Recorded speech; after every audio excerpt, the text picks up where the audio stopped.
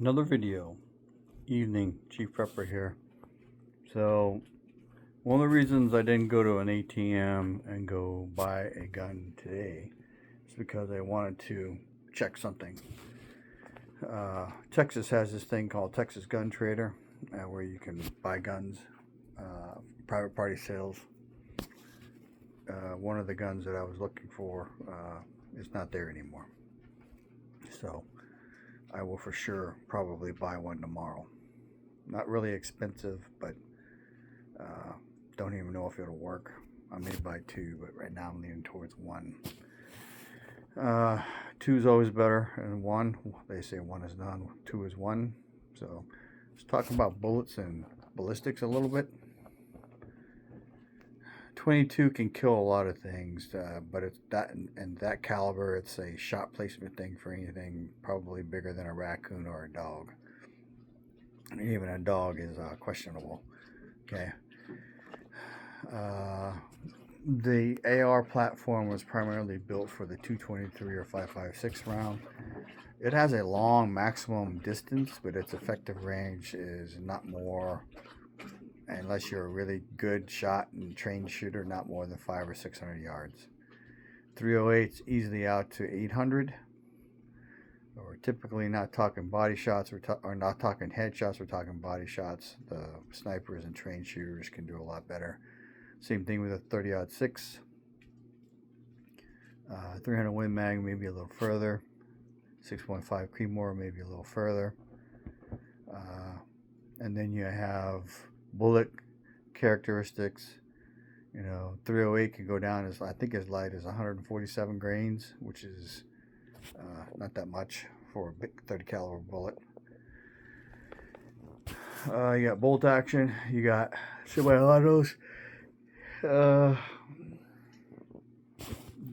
If you want a good all-around gun that can kill everything, if you can only afford two, then I would go with a Ruger 1022, and then a M1 Garand. The problem with the Garand is it is very hard to put a scope on it, so you are limited to steel sights. If you can afford more than two guns, then I would do a Ruger 1022 and then a 5.56 or a 223 bolt or semi-automatic, and you need to be careful on what you're buying. The 5.56 223 round is a hot round. It's designed to run in a 20-inch barrel, so you want to have a 20-inch barrel. Most of the guns they sell are 18 and 16-inch barrels because they want short barrels, so to be able to maneuver with. So when you go lower or shorter than the optimal bullet distance, as in the bullet's designed for a 20-inch barrel, then you lose velocity. And when you lose velocity, you lose lethality and hitting power. Hitting power is the force that the bullet hits its target with. So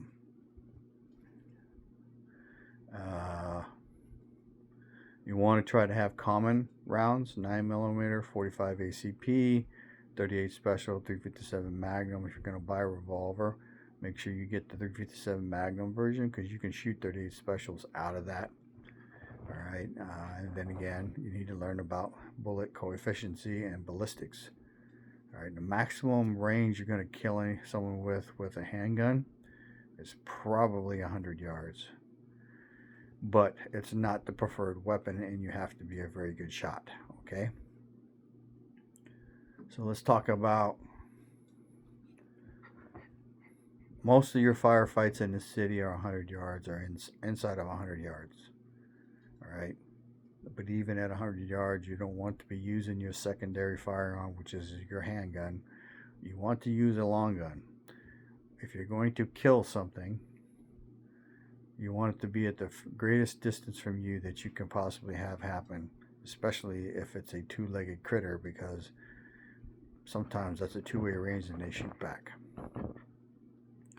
So if you're down to your secondary firearm, which is your handgun, make sure you can use it and use it well. All right, they're really designed for close quarters. Okay, close quarters as in 25 yards and closer. you can do 50 easily. Anything further than that, you're going to be challenged. Okay.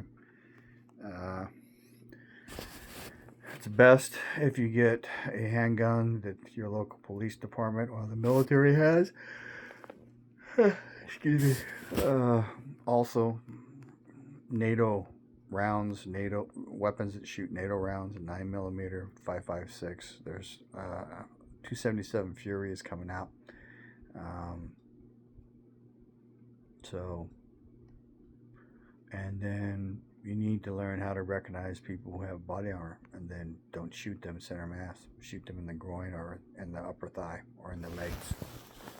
Or in the head or neck if you're going to do that. I mean, I'm not encouraging you to hurt anybody. I'm just telling you, if they're wearing body armor, they're harder to kill.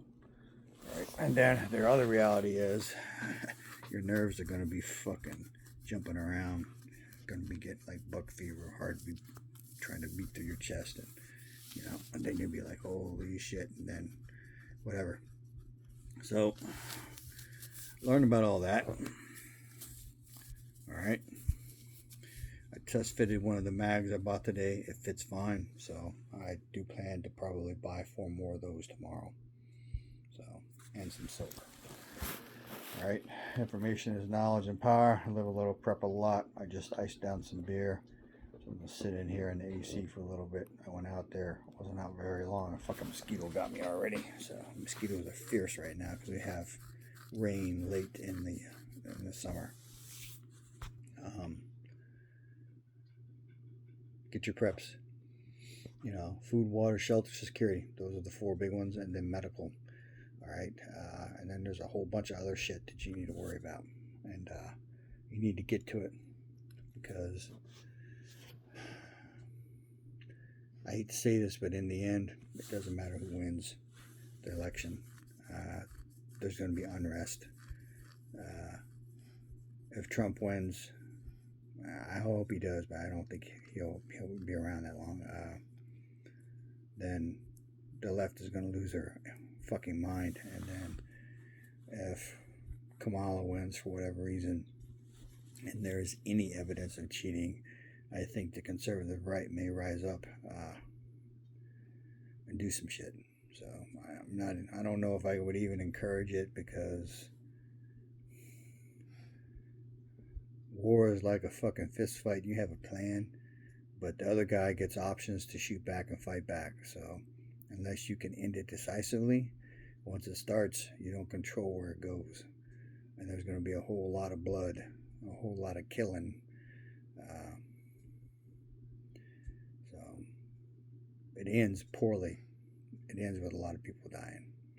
So information is knowledge and power. Live a little, prep a lot. Share the love when you can. Cheap prepper out.